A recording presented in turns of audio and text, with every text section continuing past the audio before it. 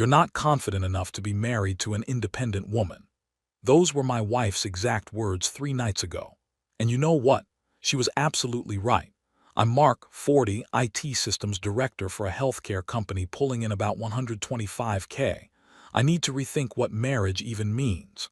My wife Bella, 36, is a corporate communications manager making around 95K. We've been married 8 years, no kids by her choice, which I respected. The house we live in is mine, bought it 6 years before we got married when her credit wasn't good enough to qualify. Never thought that detail would matter. For the past 2 years, Bella's been really into this whole financial autonomy thing. I supported it completely. We've always had separate accounts. I've never controlled her money, never questioned her spending. She's my partner, not someone I need to manage.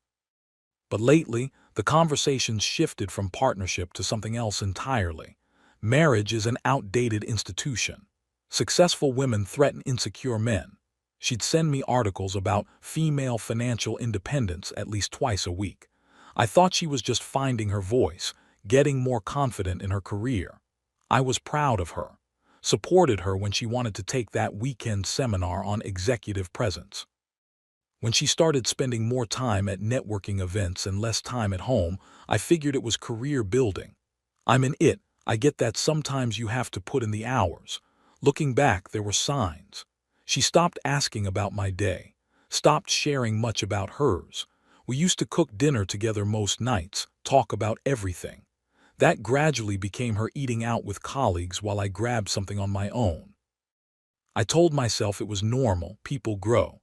Then came last Friday. Bella's company threw this big networking event at a hotel downtown. She'd been talking about it for weeks, important clients, her boss would be there, potential for promotion.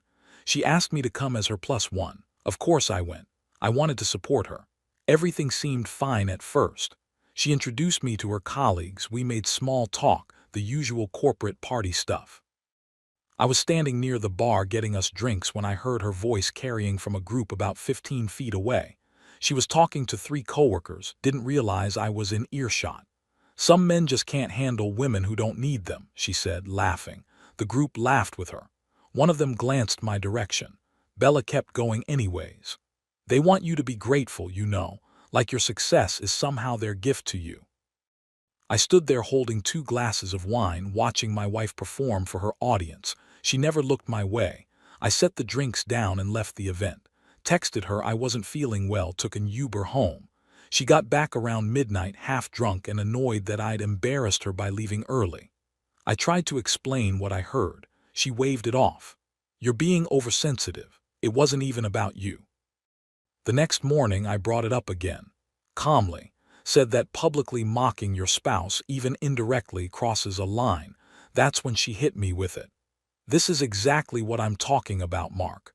You're not confident enough to be married to an independent woman. You need me to stroke your ego to make you feel needed. But I don't need you financially. I don't need you practically. And if you can't handle that reality without feeling threatened, maybe you're not cut out for a modern marriage." I didn't argue, didn't defend myself. Just sat there processing what she'd actually said. After 8 years, she'd basically told me I'm obsolete in her life. That needing your partner emotionally, not just financially, makes you weak. I finally spoke. "You're right. I need to rethink what marriage even means." She looked satisfied, like she'd won the argument, went to take a shower. I sat at the kitchen table for another hour just thinking. I've spent the past 3 days being very quiet, very thoughtful. Bella thinks I'm finally getting it, that I'm coming around to her way of thinking. She's been almost cheerful, like a weight's been lifted. She has no idea what I'm actually rethinking. Update 1. Sorry for the delay, had a major system migration at work that ate up every spare minute. Things have moved faster than I expected. I did rethink what marriage means. Here's what I concluded. It's supposed to mean partnership, mutual support, actually wanting to be together, not just coexisting while building separate lives. If one person thinks the other is dead weight they're too enlightened to need, that's not marriage. That's roommates with legal paperwork. So I took Monday off work and went to see a divorce attorney, just a consultation to understand my options. The lawyer was this no-nonsense woman in her 50s, Rebecca Chen, came highly recommended from a coworker who'd been through it. She listened to the whole story without interrupting, then opened a legal pad and started making notes. What I learned was illuminating. The house, completely mine. Bought it 6 years before marriage, solely in my name. In our state, premarital property doesn't get divided. Bella would have no claim to it. She never contributed to mortgage payments, Rebecca asked. It was paid off before we got married, I said. I used a bonus and some savings. She moved in after we got engaged. Improvements to the property. I paid for everything. New HVAC last year, kitchen appliances 2 years ago. I can get receipts, Rebecca nodded. 8 years married, no kids, both employed with decent incomes, separate finances. Unless there's some factor I don't know about, you're looking at a clean split. She keeps her assets, you keep yours, no alimony. That's simple. In theory, she set down her pen. But it's rarely simple when one party thinks they're entitled to more than the law says. Has she ever claimed the house was joint property? I thought about it. She calls it our house, but so do I. It's where we live. But legally, it's yours. That distinction matters. Rebecca leaned back. My advice, start documenting everything. Separate your finances completely if you haven't already. If you're serious about divorce, start making plans for what that looks like practically. Walking out of that office, I had this weird clarity. For 2 years, Bella's been building her identity around not needing me, posting on social media about female empowerment and independence, making little comments about traditional marriage expectations. I'd ignored it, thinking it was just her finding herself. But here's the thing I realized. She was building an exit narrative. Getting promoted soon, she'd told her friends. Finally outgrow him. Those company party comments weren't random philosophy, they were groundwork. If she's independent and I'm just the insecure husband holding her back, then leaving looks like growth, not failure. The question was, what does actual independence look like? I spent Tuesday and Wednesday setting something up. Called a property management company that handles house sharing arrangements. The guy I talked to, Mike, specialized in exactly this, homeowners who wanted to rent out extra space while still living there. He walked me through the process. Proper documentation, lease agreements, tenant rights spelled out clearly. Set fair market rent or below if you have a reason, but document why. Treat it like a real business arrangement. Mike helped me draft the paperwork Wednesday morning. The spare bedroom had been Bella's meditation room, a space with a yoga mat and crystals she'd used maybe twice. It took me about 3 hours to clear it out, set up furniture from storage, make it an actual guest room. Found my first tenant by Thursday morning. Bella's mother, Patricia, 68 years old, living on a fixed income after Bella's dad passed 4 years ago. She's been struggling, not destitute, but definitely stressed about money. Bella knows this but hasn't offered help. Mom needs to learn to budget, she said multiple times. I can't enable her dependence. I called Patricia Tuesday night. Told her I had a spare bedroom, completely furnished, private bathroom. Would she be interested in renting it? Below market rate, month-to-month lease, all legal and proper. She could save money, have company, and I'd appreciate having someone else in the house given Bella's travel schedule. She was hesitant at first, didn't want to impose. I told her it was a business arrangement, not charity. We signed the lease Wednesday evening. First month's rent, $400, about a third of market rate. All documented, all legal. Patricia moved in yesterday. Bella was supposed to be gone until today on a business trip, some Women in Leadership conference in Seattle, but her flight got moved up. She texted me around 4 p.m. Landing in an hour, can you pick me up? I was at work. Texted back, in a meeting, sorry, Uber home. She got home around 6:30. I was in my office on a call when I heard her voice downstairs. Then another voice, her mother's voice. Then Bella's voice again, louder, confused. I finished my call and went downstairs. Bella was standing in the kitchen, suitcase still by the door, staring at her mother who was unpacking groceries. Mark, Bella said very carefully, why is my mother in our house? She's renting the spare bedroom, I said. I converted the house to a legal house share arrangement. Patricia's my first tenant. We signed a lease Wednesday. Bella's face went through about 5 expressions in 3 seconds. You did what? Patricia looked uncomfortable. Honey, Mark offered me. I'm talking to my husband. Bella cut her off, turned back to me. You can't just rent out our house without asking me. It's my house, I said, simple fact. Premarital property, and I did ask you in a way. You've been very clear that you value independence and female empowerment. Your mother needed help. You weren't offering it because you don't believe in enabling dependence, but you also said women should support women. I'm just helping. The look on her face was something. She opened her mouth, closed it, opened it again. This is insane, she finally said. You're being vindictive. I'm being independent, I corrected. Making my own choices about my own property. Isn't that what you wanted?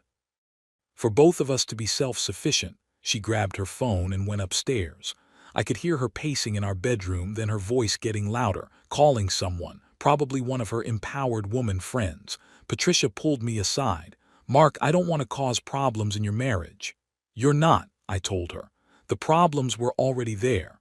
Bella didn't come back downstairs that night. This morning she left for work before I got up. No note, no text. Her lawyer called my office an hour ago. Apparently this means war. I'll update you guys once I know more about this. Update 2, this is getting surreal. I need to write this down before I start questioning reality. Bella lawyered up within 24 hours of finding her mother in the house. Her attorney sent a letter to my work email, aggressive, threatening, full of legal terms clearly meant to intimidate. Demanded I cease the illegal eviction of his client, meaning Bella, remove her mother from marital property, and vacate the premises myself pending divorce proceedings. My attorney's response was shorter. Basically, your client is not being evicted. The property owner is exercising legal rights to rent unused space. Ms. Patricia Williams has a valid lease and tenant rights. Your client's residence is not impacted. That back and forth went on for 3 days. Bella stayed in our bedroom, I slept in my office. Patricia tried to make herself invisible. The house felt like a Cold War bunker. Then we got to mediation.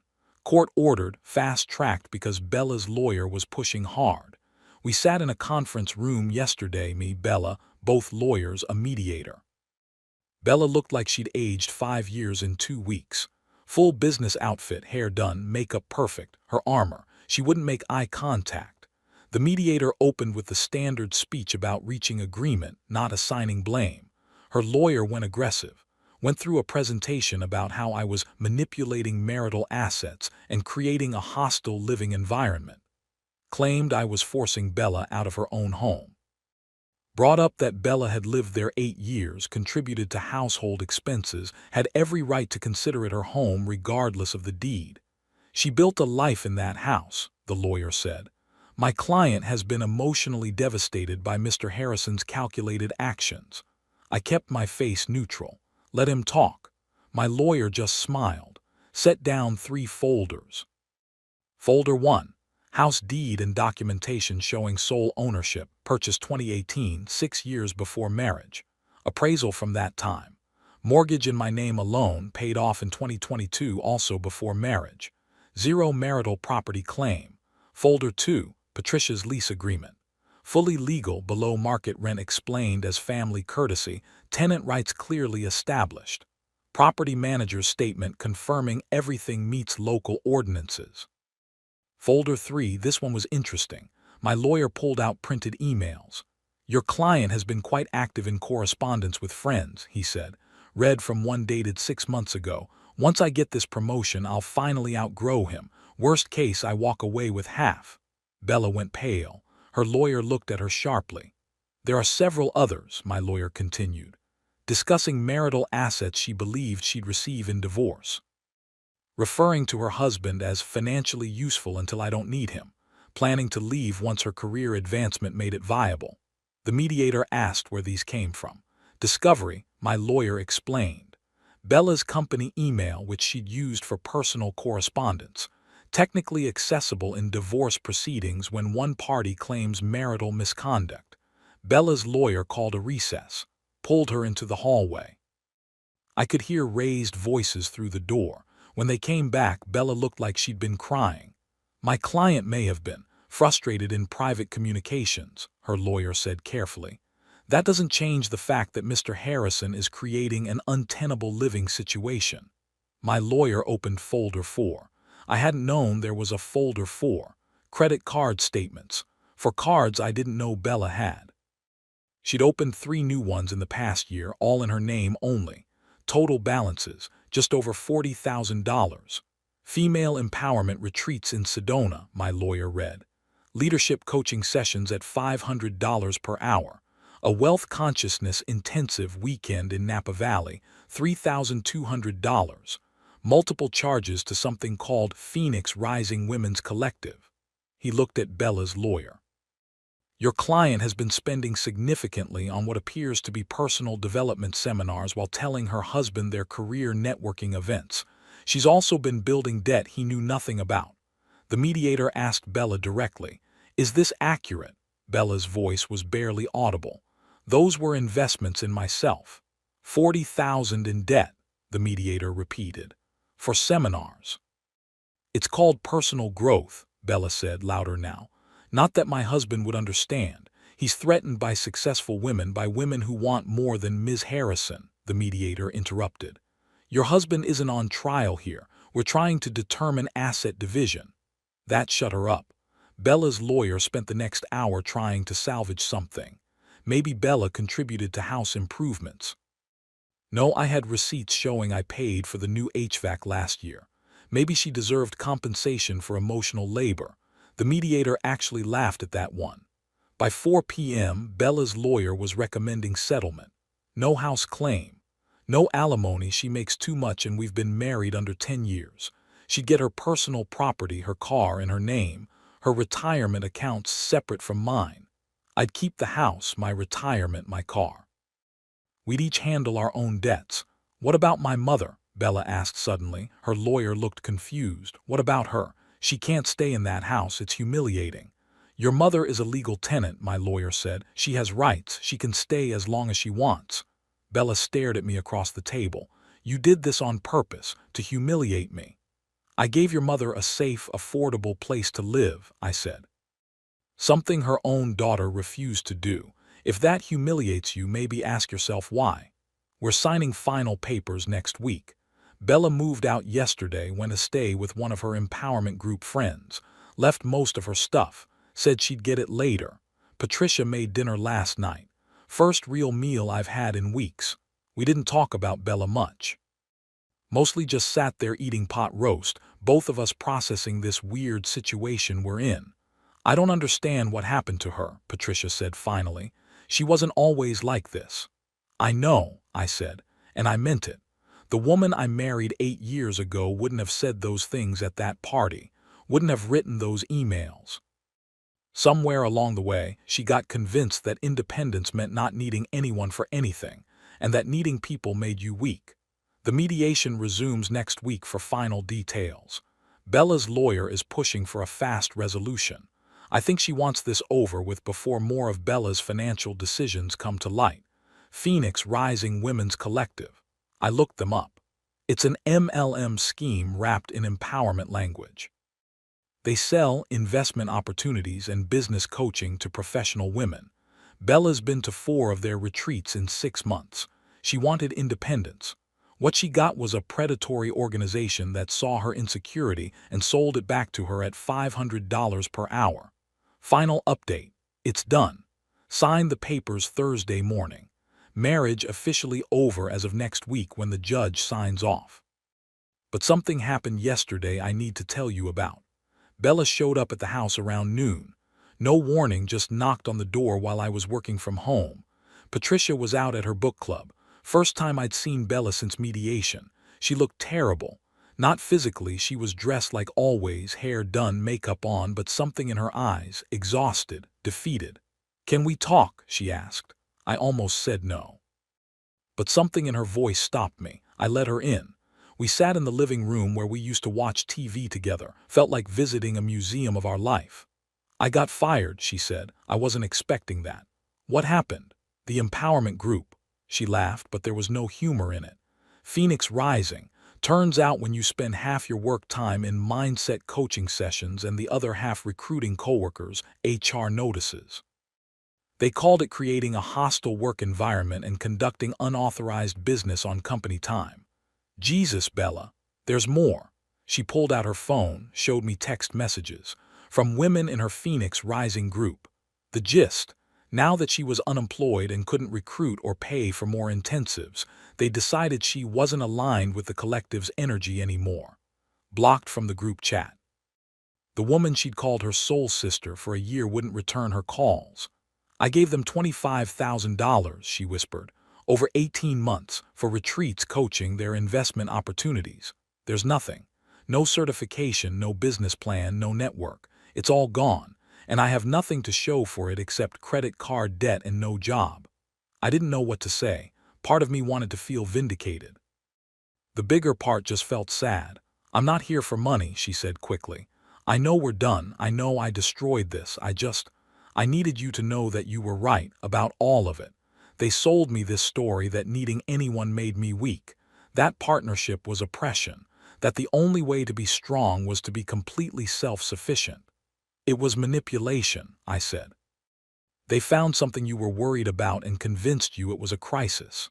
I humiliated you at that party. Her voice cracked. I humiliated myself.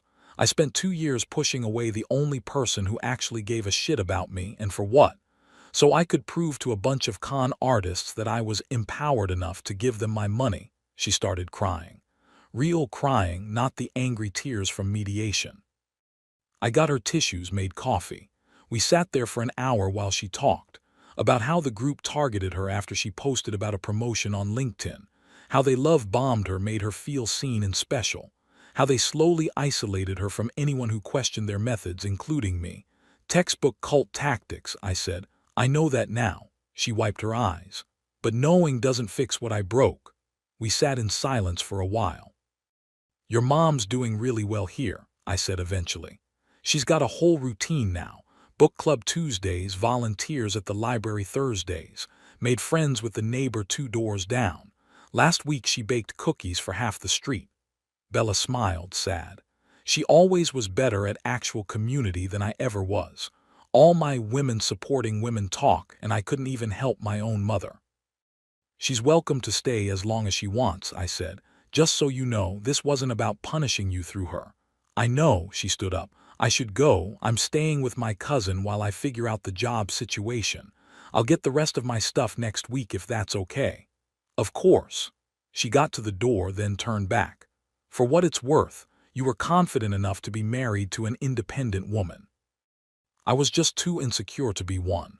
Real independence isn't about not needing anyone. It's about choosing to be with someone when you don't have to be. I get that now. Too late, but I get it. After she left, I sat there thinking about that. She's right, in a way. Marriage should be about choosing each other every day, not needing each other like a crutch. But choosing requires seeing value in partnership beyond what the other person can do for you. Patricia got home around 4, took one look at my face and asked what happened. I told her everything. She sighed. I tried to warn her about that group. She shook her head. She told me I didn't understand modern women, that I was trapped in old thinking. Did you know she got fired? She called me this morning. That's why I gave you 2 privacy. Patricia started pulling things out for dinner. She asked if she could stay here while she gets back on her feet. What did you tell her? That she needs to ask you, it's your house. She paused. What would you say? Honest answer. I'd say no, I admitted. She needs to rebuild her life without depending on the safety net she spent 2 years telling me was oppressive. Patricia nodded. That's what I told her you'd say, and I told her you'd be right. The divorce finalizes next week. I've got the house, my retirement, my job, and, weirdly, a better relationship with my ex-mother-in-law than I ever had with my ex-wife. Patricia's talking about planting a garden in the backyard this spring. I told her to go for it. Bella wanted independence without responsibility. What she learned was that independence without decency is just loneliness. She thought not needing anyone made her strong. Turns out, admitting you need people and choosing them anyway, that's actual strength. I'm not dating. Not thinking about that yet. Just working, living with my tenant who makes incredible pot roast, and figuring out what life looks like when you stop trying to be enough for someone who's decided nobody ever will be. Maybe that's my version of independence, not proving I don't need anyone, just knowing I'm worth choosing and I don't have to convince anyone of it. The papers get signed next Thursday. Then it's official. 8 years gone, but honestly, I'm okay. Maybe for the first time in 2 years, I'm actually okay.